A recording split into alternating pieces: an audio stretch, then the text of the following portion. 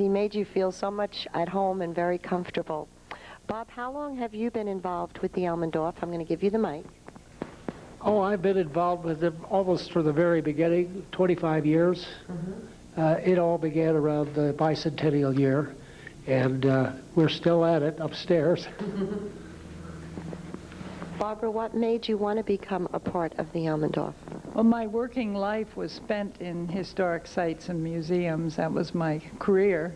And when I retired and moved to Red Hook, it was just natural to become interested in this building, which is so historic, and the importance of the Albany Post Road, which is the road we now call Route 9 that runs by the door, and this surviving inn, it and Van Cortlandt Manor down in New York, not in New York, actually Croton, I'm sorry, right, are the only two that are restored as taverns. There are a few other buildings that survive, but at one time the Post Road was lined with taverns for serving the travelers along the Post Road. So it's important, and I think particularly in this area where most of the emphasis has been on the homes of the rich and famous, the great estates of the Hudson Valley, this is a building that the common man used.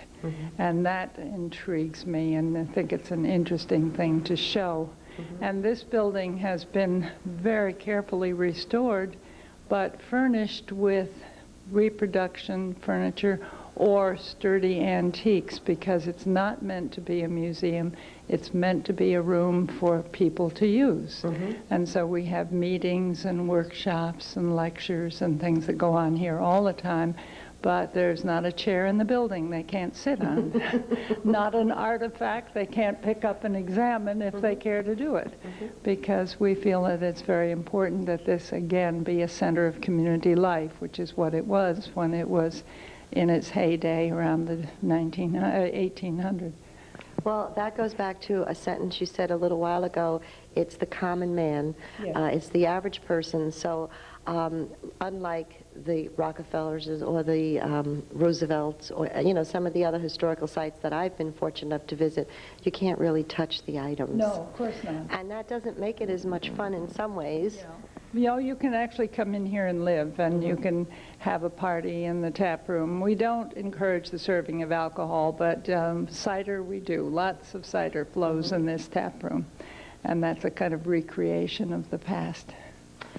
What made you become involved with history? I just love it. I love history, and I love social history, the interpretation of the past to the public. And I'm interested also in furniture and the decorative arts, so it was kind of a natural thing to get involved in. And we just have such a treasure trove of great historic sites in the Hudson Valley. It's just difficult to choose which one you want to focus on. Bob, can I ask, what has your role been as far as the Elmendorf, and what makes it a place that you really wanted to spend 25 years at? Well, I think when I originally came to the village here from Putnam County, I really was seriously interested in buying an early house of this vintage. And when I saw this, I fell in love with it, but then I realized it was going to be such a large job that I thought maybe the community ought to get involved. And so that's when we organized to do this. And in the beginning, I served on the board for about 12 years. 2 6-year periods, and now I'm off the board and I'm still going strong, in fact even stronger.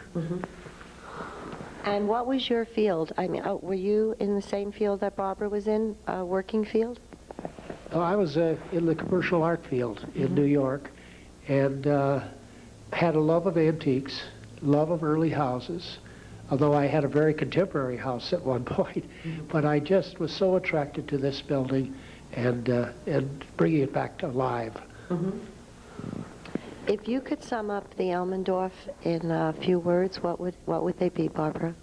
Well, it's a grand historic building, a great historic building with a great deal of integrity from the period, but it is a building for the public to use and enjoy and to live in, if only for an hour or two. And so it is a living history experience, but not a museum. So unlike some of the other historical sites, you do not charge to go through the house? No, we don't charge admission for tours. We do ask groups that use our facilities for meetings to help us defray the cost of the running the place. And so we charge for that, but not for individual tours, no. When I came the other night, Friday, I saw this wonderful group of women and men. There were both, and they were spinning. Is that the correct term? Yes, the Elmendorph Spinners is a group of people who enjoy spinning yarns on spinning wheels, the kind you spin and hold in your hand, not the kind you talk. Some are other kinds of spinners too, but it's one of the organizations that uses the Elmendorf on a regular basis, and they meet once a month. And they're come from Ulster County as well as from Dutchess County and Columbia County. And they just like to get together. It's very informal, as you may have noticed. Just a time to get together and spin, maybe share some new fleece that you've found, some great shop that you've been to, and exchange ideas. And we have a great time. We also run the wool room at the Dutchess County Fair, and actively participate in the Sheep and Wool Festival, in New York State Sheep and Wool Festival, which will be opening at the Dutchess County Fairgrounds on, I think it's October 17th and 18th. Well, when I walked in the door, except for the clothing, I felt like I was taken back in time. Because years back, I mean, these are stories that have been handed down in my families for years and years and years. In Ireland, they did a lot of the spinning, the special types, and my grandmother brought a lot of those stories with her here. And she would say that it was what we call a sewing circle. She said there were a group of spinners that would come over, and they'd, I mean, maybe walk for miles and miles and miles, you know, carrying all their paraphernalia, and they'd set up. So it became a socialization time for the ladies as well as a creative time. It's the equivalent of the quilting bee. It was also popular. After all, you didn't have a television, so you didn't sit home entertaining yourself. You wanted to get together with other people. And I think in more ways they had it better than we did with that television. But can I ask if you'd be willing to give us a tour of this wonderful? Love to do it. Thank you. Yes. We'll be right back, ladies and gentlemen. Okay. Welcome to the Elmendorf Inn. We're so happy to have you come. Won't you step inside? I'd love to, Barbara. Thank you. I'm going to walk this way so I'm not in Donna's way. Now we're entering, what year does this date back to? This part of the building, it dates back to around 1760. We know that in 1783 the building was advertised for lease or for sale, and it described it as having a large center hall and 3 rooms below stairs. And so this is the center hall. The lodge. The large center hall, and it was advertised as a large home suitable for a store or a country inn, and it became a country inn and the center of social life in what was then Hardscrabble, wasn't even Red Hook yet. But this is where people would perhaps register to spend the night. We have a desk for their... Well, why don't we walk down this way? All right. This is quite interesting, the curvature in this wall here. Yes, at some point in the history of the building, probably around 1810, there were some changes made, and one of them was to narrow down the center hall, and to do that by making a curved wall. But the woodwork here below, the paneling, which is so handsome behind the desk, is all original, and it was grain painted, and so we have it. At the time we took over the building, it was all painted with white enamel, but we have since restored it to its original. Painstakingly, I must add. Very much so, very much so. Yeah. Now, would you call that a bevel? Let me walk this way further, Barbara, with you, so Donna can get. Would that be called a beveled wall? It's a wainscoted wall, but it's wainscoted by doing it with large boards that are parallel to the floor, perpendicular to the floor, I guess you'd say, instead of running up and down as we might do it today or paneling it. But you can see the width of the boards, particularly if you look toward the front door there, the boards are very wide. We have lots of wide board floors in this building. I actually like it better than what is today. It's just that it's hard to get material of that dimension anymore. You stop for the post rider, and that's where the name came from. This road was designated as the way to go, if it was the only way to go by road from New York City to Albany, and the mail was carried by horse, and riders had specific stops where they could change horses, where they would also drop off mail and pick up mail. And so the Elmendorph Inn served as a post office in its early years. Now, with the village of Red Hook, obviously it wasn't called the village of Red Hook then, but do you have any idea what the population in this area was at that point? I don't. I really don't, but it was very, very small, very sparsely populated. There was a small settlement down the way in what we now know as Rhinebeck. And actually, this particular little hamlet was just a crossroads. We have some interesting maps when we go in the south room that'll help illustrate that, because the map maker drew the buildings on there. But Upper Red Hook, what we now call Upper Red Hook, was a much larger community. In 1783, there was no church here, and that's a pretty good indication that this hamlet was too small to support even a house of worship. Okay, is there anyone that we may recognize from history that signed into this ledger here? No, we know that Thomas Jefferson and James Madison drove by the door when they made a tour of the Hudson Valley, but there's nothing in their diaries or records that indicated they stopped, unfortunately. They had breakfast in Rhinebeck and then went on up to Kinderhook, and we never saw them again. I wonder how much time it would have taken to get from here to Albany during that time period. Must have taken days, right? Yes, it certainly would have taken days. When they made their trip, they traveled by sloop to Poughkeepsie, and then they started out from Poughkeepsie, and they... By sloop, I'm not familiar. Is that a boat? By boat. By boat, and then they were met with a carriage in Poughkeepsie, and they made the rest of the journey by horse and carriage. So, but it was it was quite a long trip, and people preferred usually to travel by river if they could do it, because that was much more pleasant. This road was just muddy, rutty, filled with animals being driven to market, and it was tough going. So generally, if you could go by boat, you did, but of course in certain times of the year, like the winter, that wasn't possible. So. That's very interesting. Now, which room are you going to take us to from here? Well, I'd like to take you first, I think, into what we now call the parlor of the house, and then we'll go to the south room, and then we'll back up and go to the tap room. So we're going to reposition the camera and come right back with more here from the Elmendorph Inn with Barbara in Red Hook, Route 9.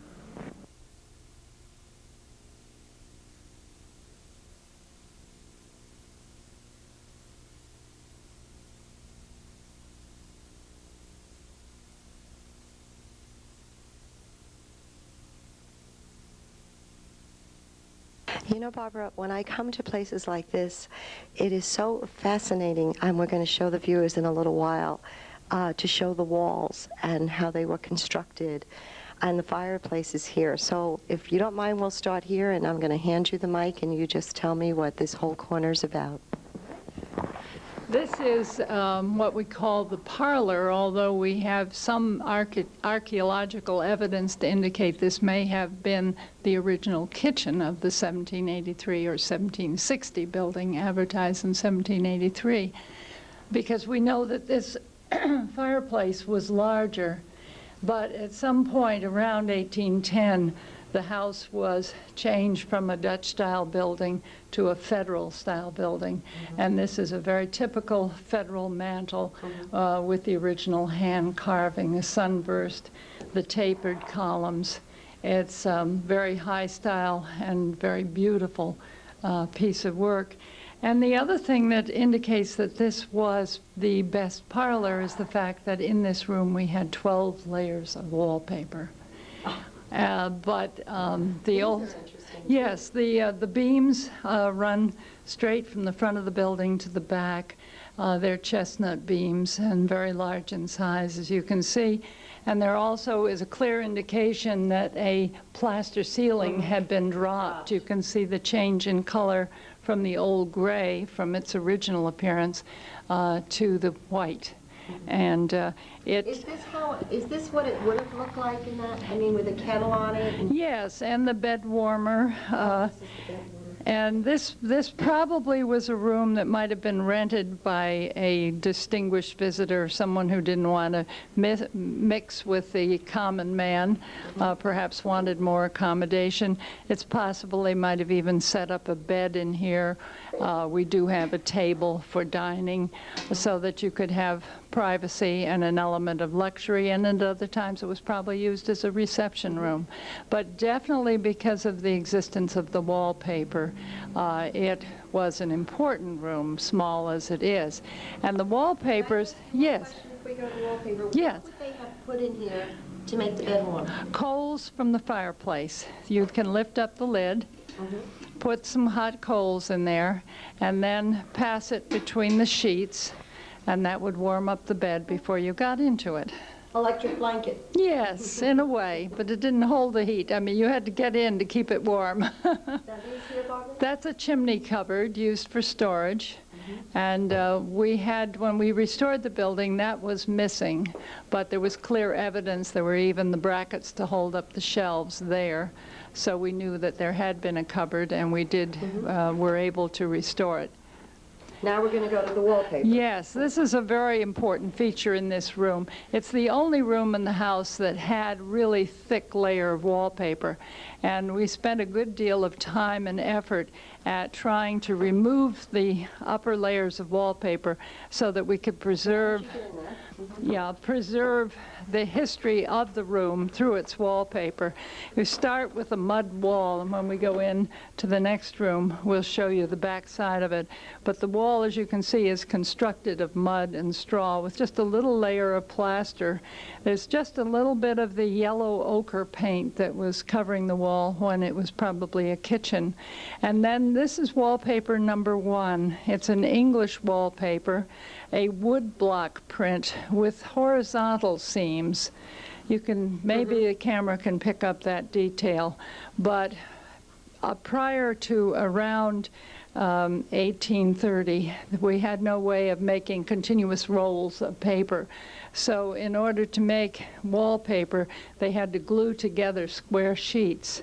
So in very early paper, you will always see cross seams as well as the vertical seams you would expect. And they were printed with flat blocks. And this is what they call a pin, has a pin dot ground, a pattern of little tiny dots all over the back. And there's an interesting quote we found, excuse me, in a publication that flies and smoke operate to soil paper in the common rooms. And so the advertisement of 1786 advertised that a pin ground be used that fly marks will not be perceptible upon. So that was one of the early features. And we were able to save, and we have on the wall over here, a complete repeat of that wallpaper. And when you look at the frame sample, the cross seam is very much in evidence. You can also see that there was a border along the bottom of the paper, which shows here. Looks like floral. It's sort of a dot and line kind of thing, and the colors don't relate at all to the wallpaper. It's really... Much like today. Yeah.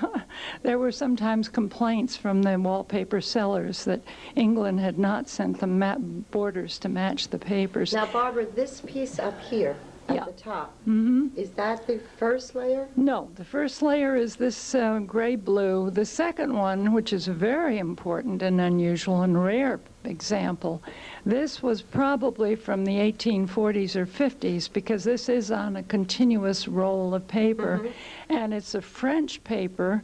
It's a copper plate engraving. I think you may have seen the toile, what we call toile fabrics, which are also copper plate. They were done early, even in the 1750s and 60s and through the 18th century, because you could make continuous rolls of fabric, but they couldn't do it on paper because every time you went over a cross seam, it would have spoiled the design.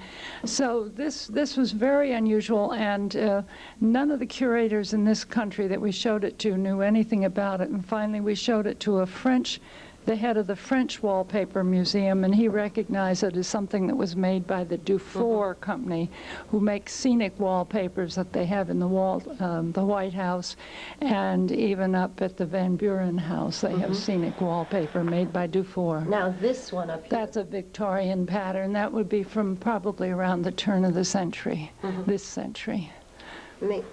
I was told, Barbara, by your husband, that you painstakingly removed 13 layers, very, very carefully, of paper until you reached the original paper. Is that correct? That's absolutely true. I spent months on it, and I could not get a significant large sample. It was terrible trying to work that way. And finally, I called someone. I heard about somebody who removed their paper because I had exactly 2 days before the carpenters were to come in and repair the plaster walls. Oh, she said, "Oh, I just rented a steamer from the hardware store and took it off with a steamer." So that's what I did. And this whole wall of wallpaper came down in a piece. It was just amazing. But the first paper, the earliest paper, is a very firm, strong paper, and it supported all the subsequent layers. I could easily peel them off and get a good sample of number one. And that paper is how old? That dates from around 1810. Unbelievable. And how that English paper, and most particularly this rare French paper, wound up in a country inn on the Albany Post Road in the middle of the Hudson Valley for the common man is a wonder, and it's a story that'd be well worth researching. Are you going to do that? Oh, I hope so someday if I live wanna long come enough. back and There's so find many out. things to know about this building. Now, what else in this room? How about this piece of paper over here? Well, the paper that you're referring to is a complete repeat of that number 2 paper, the Dufour paper. It was important to get the whole repeat in case our ship comes in and we want to have the whole room done, have it reproduced to do the whole room. This would be a most interesting example to do. That is beautiful. It's exceptionally unusual. As I say, the curators from Williamsburg and the Cooper Hewitt in New York, none of them had ever seen it before. One piece of furniture that we're particularly proud of in this family, in this house, is a reproduction, but it's a reproduction of a Dutch Kaas made in Dutchess County. And this was made by Mirko Gobler, a local craftsman who specializes in kaases, restoration of historic kaases, and also the creation of new ones. And it was made as a memorial to one of our founding members, paid for with donations from her friends. And we're very proud to have it, and it provides us with useful storage and a chance to show off a typical piece of Hudson Valley furniture that we could not afford to buy if we had to pay for an antique. So, Now, casa, would that be a dresser or would that be a storage pantry? it's Kaas, K-A-S, sometimes called Kasten, but a Kaas is the equivalent of a closet. Okay. It's outfitted with shelves and historically was used for the storage of linen and blankets and things folded upon the shelves. Okay. We'll be right back. What room are you going to take to us next? I think, now it depends if you want to go chronologically, we could go to the tap room, but geographically. I'd like to see the back of that wall. We'll be right back.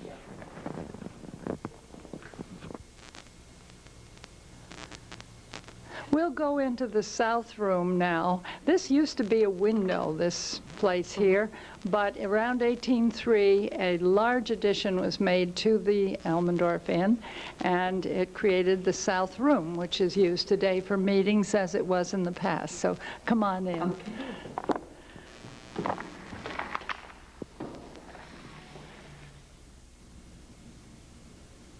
Before before we show you the rest of the room, Bob had given me a little tour of this before, and I found it so fascinating. So I've asked Bob to come in, as well as Barbara, to speak about it. If you remember the wall that I had said Barbara removed 13 layers painstakingly of paper, this is the reverse of it. And what they've magically done here is to have left this open with a piece of glass for children to be able to come in to see exactly what the exterior of a home or an inn in this time period would be made of. And I said to Bob, is that horsehair? So I'm going to let you two talk about this here. Go on. All right, well, this is a mud and straw infilling. You should understand that this was covered with white clapboarding, as is the outside of the building now, but within the wall, the actual walls were made with a thick layer of mud and straw, which served as insulation.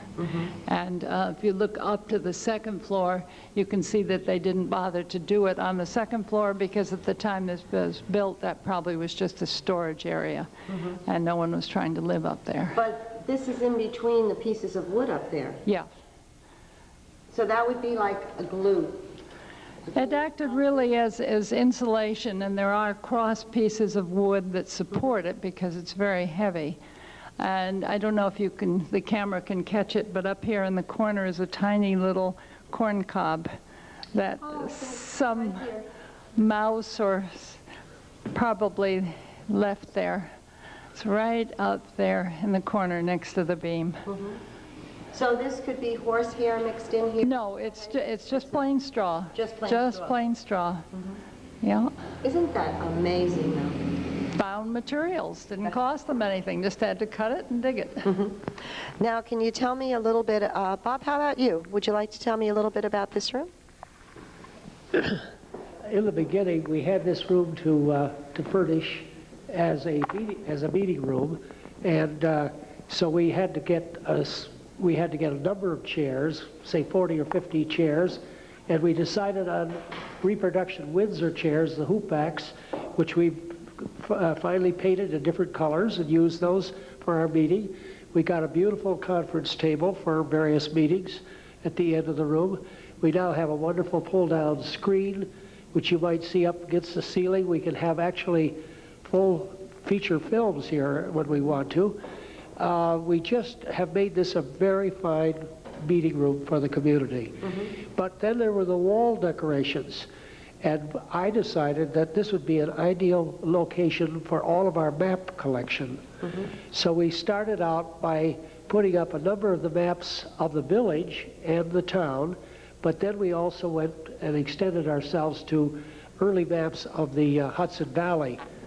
As you can see, this large pull-down map that is in the middle here is an 1859 map that was quite frequently used in real estate offices of the period because they were selling farms and real estate throughout the whole county of Dutchess.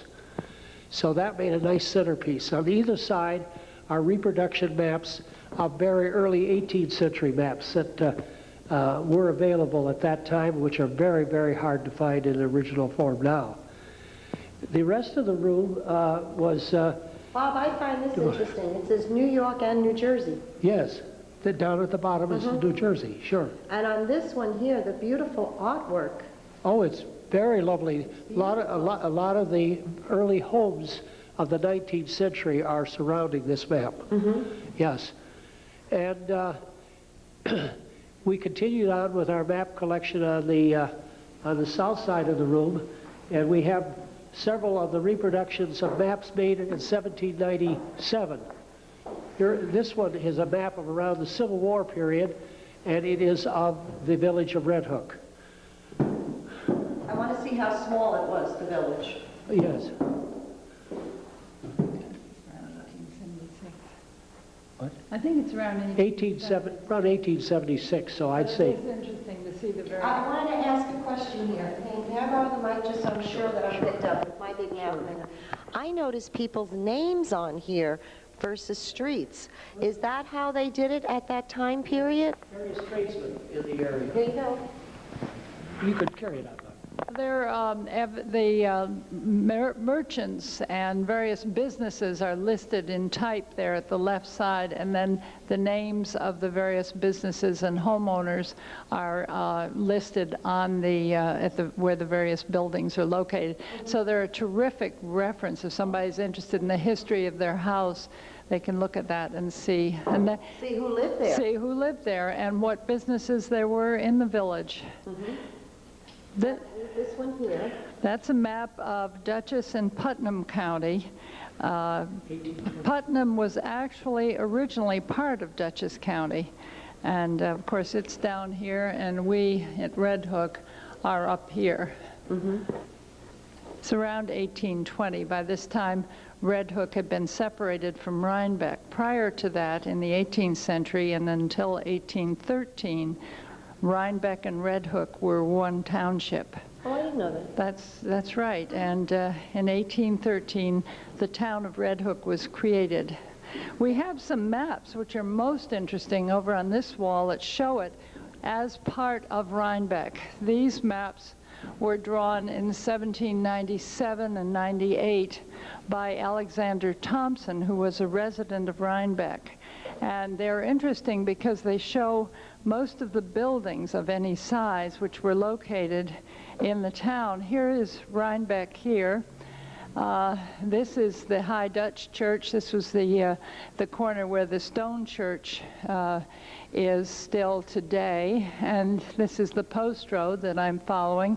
Up here is Elmendorph's Inn, very clearly indicated. Here is what they called the road to Pine Plains. It's now what we would call 199. And the post road continues, and this is Upper Red Hook. If you notice, Upper Red Hook has a church, whereas we did not at this time. And so we were obviously a much less important community. And down here, this is where Tivoli is located. And you notice on this version of the map, it's called Red Hook. And here's Tivoli next to it. It was called Red Hook because this was Red Hook at that time, and where we are was Hardscrabble. So this was Red Hook, and then this was Red Hook Landing down here by the water with an important road connecting the two. Do you know what I find very fascinating with these old maps, and I wish more children could become involved with them? I mean, today you don't have the little houses and the little church markings, and it's so neat to be able to come and actually pick out sites that are still here, and you see them there dating way back to when? To 1797. And the other thing that is so interesting is the grist mills are specifically, not grist mills, mills of any kind are specifically located. And yeah, and over here, here's Mrs. Livingston's grist mill. Now, large, important people's homes are mentioned by name. This is General Armstrong's home, and here's John Livingston's home. And here in Red Hook is General Van Ness's home, and that's Maysland, which is the big red brick house that sits between the Red Hook Middle School, Linden Avenue School, and the high school. It still exists. But not as a historical site, right? It's a private home. It is a private home. Now this one over here. This is another version. Thompson made 4 copies that we know of, that we have copies of the same map. This one they're all dated the same, 1797, but this one has more buildings on it, even more buildings than the map that I just showed you. And in this case, the designation Red Hook is no longer on this area, and it's simply called Tivoli. And where would Red Hook be at all? Well, Red Hook was still up here, where the Reformed Church was and so forth. And here again is Elmendorph's Inn. Taverns were mentioned, they were shown specifically, and the mills and the churches and important people's houses on those early maps. Well, Barbara, what we're going to do is reposition the camera, and you're going to see some stuff that they found in the walls here. It's amazing they've survived this long. So we're just going to reposition the camera. I should also point out found this wonderful display so interesting because you found them in the wall here at the Elmendorph. Would you mind giving us a little tour of the articles you found? Well, this is literally a turn of the 19th century, what do you call it, time capsule. All of these articles were placed in a hole in the wall when this addition was made in 1803 and sealed up in the wall. And all of the objects in here were reviewed by the archaeologists and curators employed by the state of New York up at their research facility at Peebles Island. And they said that they all are appropriate to have been found and put into this spot around 1803. They include 2 pairs of shoes, this early and common pair of shoes, and this pair of shoes over here, which are called turned shoes because they're made wrong side out and then turned so there's no seam showing on the outside. They were fashionable only for a few years. Are these ladies?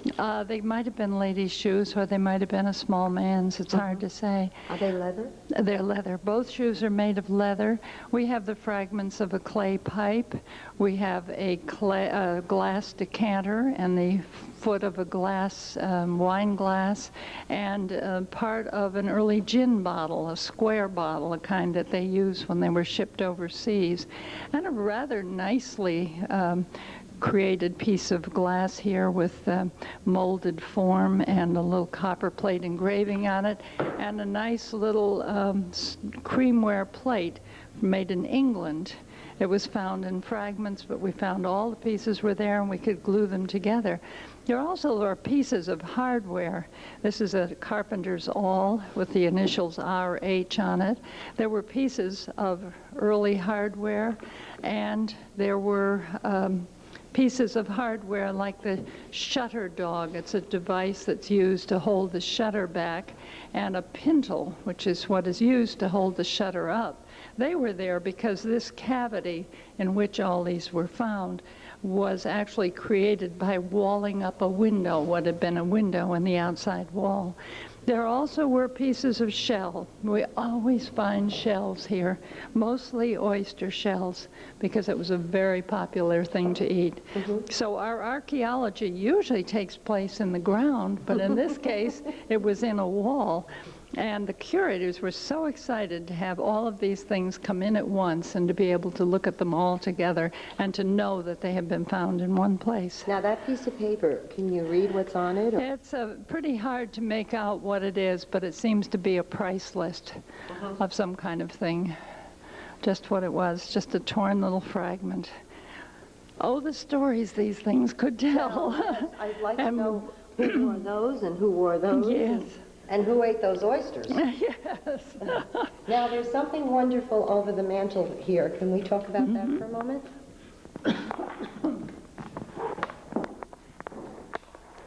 In the first place, I'd like to call attention to the mantel, which is original. It's similar to the one that you just saw in the parlor. And it was probably, you know, they both may have been made about the same time, for early part of the 19th century. But over the mantel, excuse me, I'm losing my voice, is a portrait of Egbert Benson. It's a copy of a portrait by Gilbert Stuart, which hangs in the John Jay House, one of the New York State Historic Sites. Egbert Benson was a lawyer.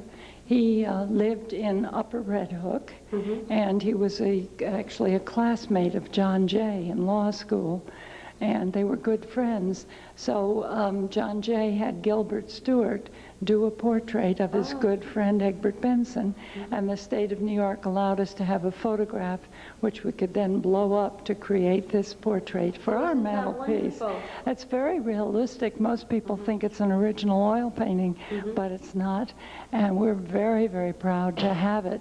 And our historical society is named after Egbert Benson because he is, to this date, the most distinguished citizen of Red Hook. I always tell the school children, perhaps one of them will become even more important. Barbara, could I ask a question? What is the interior of the fireplace, or the walls of the fireplace? What were they made out of? The walls of the fireplace are made of stone, but they're covered with a parging of cement, which was then painted a sort of ochre, pink ochre color, reddish color, which also appears over here under the chair rail on the wall. We left a square unpainted there, and that color was applied on the plaster. Maybe someday we'll paint all of the wall underneath there that color. But in each of the rooms we try to preserve a section of original color so that if we make a change, we at least have preserved what the original thing was. Now, where are we going to go next? Well, we're going to go to the heart of the building, which is the tap room. Oh, I can't wait now. Barbara, this mantle in the tap room, we're in the tap room now, and when does this date back to? this was added, we think, around 1820, 1810. We're just not sure, but sometime before 1830. Now, this is a different mantle. Yes, this is. This was made by a gentleman by the name of Whiteman, who actually had a house right next door. We know that because we found his name on the mantel shelf. But it is much simpler. As you can see, this was not meant to be such a grand room. This room had a number of changes. It was a much smaller room when it was first when the building was built, and then it was enlarged over time, and finally enlarged further by creating that curved wall that you saw around the staircase. In this room, it's quite obvious that it was a curved wall. And what I find interesting here is the way the beam Yep. suddenly goes right into that curve. Yes, and we have preserved the history of this room in those various beams and paints that change. For instance, here you can see there was a wall, and the chair rail is in this room, but not in that room. And the mark of the wall is still here on the floor and up at the ceiling. And so there is a lot of history in this room. But this was the tap room, the place where the common man came to eat and drink and exchange information, play games, and we have early checkerboards. And we do let the children, encourage the children to play checkers on the checkerboards. And it's great fun to come in here and see them playing, maybe with their mother or father, a game of checkers right here. This is different than today's checkerboard. Looks like they're more squares, but the principle is the same, and they have no trouble figuring out how to do it. So What amazed me with the reenactment on the weekend is that a little boy by the name of Alex brought out pick-up sticks, a marble game, and this little round thing that you toss the ball in the air. My grandchildren play with those types of toys today. And to think that was Civil War time, even with the checkers, he had a little patch of material that was the checkerboard. And I don't think people realize how many years a lot of these games have been in existence. yes, this all is before Nintendo and all that kind of things, and nothing much changed for a long time. We're just in a period of enormous change here. This picture? Yes, this is one that was given to us by the Red Hook Fire Company, and it actually dates from 1909, when there was a firemen's convention in Poughkeepsie, and this is what was then the Griffing Fire Company, Joseph Griffing Fire Company. The band and the fire company posed in 1909 at the Firemen's Convention. So we're not absolutely pure in this room. We do want some pictures when we have an opportunity to get something like this that portrays a piece of Red Hook history. We like to have that on the wall. This actually belongs to the Historical Society, not to the Friends of Elmendorph. You know, it amazes me there how many Red Hook firemen there were here. And you can see there, I wonder if they still have that drum. Wouldn't that be fascinating? And the wonderful costumes, if you look yes, closely gorgeous. at them, all the braid and so forth. We also had a Robert Chandler Fire Company at the same time. And what amazes me when I see old photos, everybody's so stiff. Gentlemen very rarely smiled for a photo, as well as women. And don't forget, though, they didn't have fast film in those days, so they probably had to stand that way for several minutes. And from newspaper accounts, I know it wasn't a sunny day. It was a pretty rainy day, so they had to stand still. And the different shapes of the mustaches have always intrigued me. Some quite long, the handlebar, and some very much smaller, so that's interesting. But you did something else in this room that I really feel that children, well, all of us, I benefited by it, and that's leaving this piece of the ceiling, like you did with the wall in the other room, opened for people to enjoy and to see the construction work that went into here.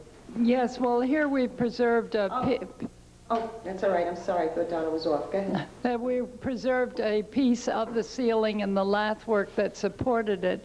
And we did that particularly because there's a row of holes that show where the bar existed, that the old expression, or what we now call a bar and grill, comes from the 18th century, when a bar in a tavern usually had a grill of wood that they could let down to kind of close off the bar and keep the patrons from getting into the liquor when it was time to close the shop up. And we have the row of holes in the plaster ceiling and also a black mark on the floor that preserves that. All right, I'm going to ask Donna to take a shot here. So Barbara is basically saying it was oval shape, a half moon shape? Yeah, just like the curved wall that goes around the stairs. It repeated that curve, and it's here on the floor. But also, while you're looking at the floor, look at the width of the boards. You can see also that we had to replace some of the floorboards, and we used old nails. And we're not painting or disguising anything on the floor. We're leaving all the repairs just as we found them, and the new ones that we've made, so that the history is preserved. And in some places over at the other side of the room, the floor was painted, and that shows. And here we have a patch that was made with a piece of tin, and we've just left that. It's been there a long time. In fact, there's a patch over in the corner, and that was a new hole, and we had to cover that with a soup can. So, Barbara, is it very expensive to try to put things back with the materials used from the time? And is it very hard to find the materials? it is. When you come to things like flooring, this is the old floors of a yellow pine, a northern yellow pine, which simply doesn't exist. And so we have to use similar materials or try to salvage things from, buy them at a place, architectural salvage. It is very expensive to restore an old house carefully. And we do try always, when we do this, to show some evidence of what had happened originally. For instance, in this room, there was a partition that came right across and ended here against this wall, and in order to do that, they cut the mantelpiece and removed all this end of the mantel.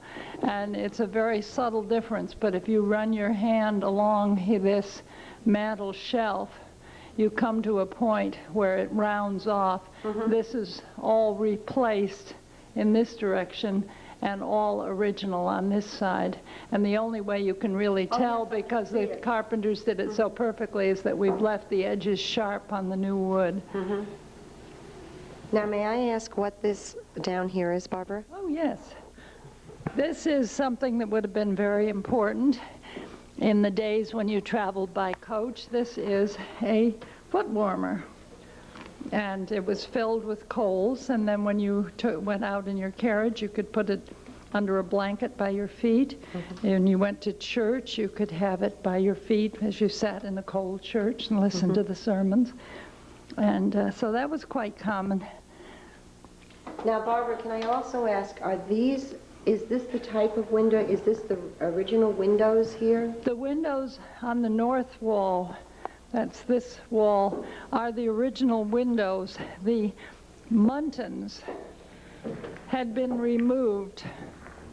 That's these bars, had been simply cut out to make the building more modern. One pane over one pane. And the carpenters found the ghost of where these had been cut off. They saw the scar there. And so they reproduced the molding. And the windows, if you look at them, are a little cockeyed, but that's the way they were. And we're very pleased. They did use glass. There was glass. Oh, Did yes. they have shutters on them originally? Some of the windows did, the ones on the front of the house, but not on the side or the back. And this here picture? That's a picture that was sent to us by a wonderful woman that now lives in California. Her name is Agnes Losey Clark, and these are some of the Losey children and their friends, and they're going to go sleighing, and this is in Upper Red Hook. This house here with the gambrel roof still stands, and she sent us this picture. Yeah. She wrote a wonderful book about growing up in Upper Red Hook, and so we've been in correspondence with her, and she sent us this picture. Well, Barbara, before we leave this room, here's another checkerboard that I want to show you. It's different colors. This one has the yellow and the green, and if you'll notice, it's not the black and red. It's two tones of, I guess, earthy tones. They're wood. It's actually two different woods. They're inlaid in there. I'm not sure exactly what they are, but there's a contrast in grain. The grain runs this way, and then the opposite way. Barbara, can you show us the kitchen? I would, and on the way to the kitchen, I want to just have you take a quick look at a box full of artifacts that we have over here. These were all found under the kitchen floor, but they give us clues to the kind of things that were actually used in this room. The door that we're going to go through formerly had been a window, just as we showed you in the south room, and they took out the window and made a door. But apparently, for many years, they've just been throwing the trash out the window. So it was just a treasure trove, about 18 inches of shells, oyster shells and things. This one is beautiful. Yeah, some are clam shells. But the other artifacts, including these bones, jaw bones and teeth and all of that, and this lovely china plate. This is What is that jawbone of? I don't know, it might be a deer or something. It's That looks like a human tooth. It does, but it isn't. I took it to my dentist and said, "Is this human?" It looks so, but he said no. Many pipe fragments, and here's the old two-tine fork, kind of fork they used to use. There's some early sort of pencil leads, pieces of glass. Part of a comb. Yeah, it looks like part of a comb, tortoiseshell. Coin? That's one coin we found, and a collection of different buttons.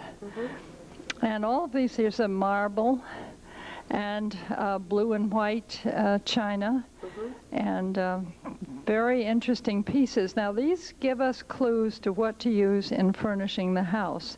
And when we go in the kitchen, you'll see that we have deliberately found antiques or reproductions which match samples of what we found here in this, under the floor. And these would be the original nails. Those are original nails. We find lots of those, lots of those. Well, can we go to the kitchen next? Let's do it.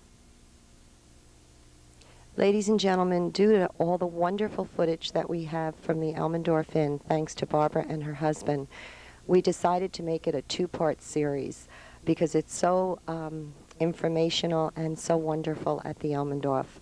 And included in the second part next week will be scenes from the Civil War reenactment that occurred a couple of weeks ago.